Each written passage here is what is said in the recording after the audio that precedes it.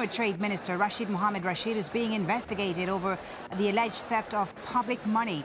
He has been banned from leaving the country and his assets have been frozen. The Finance Minister, Samir Radwan, says Egypt has suffered huge economic losses since these protests began. So far, 1 million tourists have left the country. And the Egyptian Defense Minister, Mohammed Hussein Tantawi, has visited pro-democracy demonstrators in Tahrir Square to try to convince them to end their protests. Well, with us here in the studio is Shadi Hamid. He's the Director of Research at the Brookings Center here in Doha. Thank you very much for being with us once again.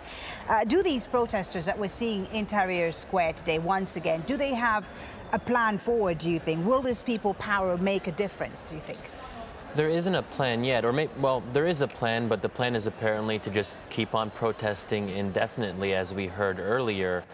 But how long can this limbo situation really continue? I mean, they'll keep on protesting, but Mubarak is standing his ground as well. He's staying put. So how long can this continue? That's precisely the problem. The longer this goes, the more disillusioned the larger kind of silent Egyptian majority might become with the protests, because they might say, well, it's time for us to get back to work, time for us to go back to our normal lives. And I think there's a sense of impatience that this has to be resolved sooner rather than later.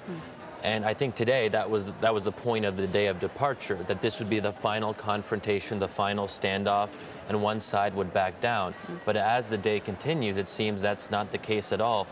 Neither side is willing to back down, because neither side is willing to accept the demands of the other.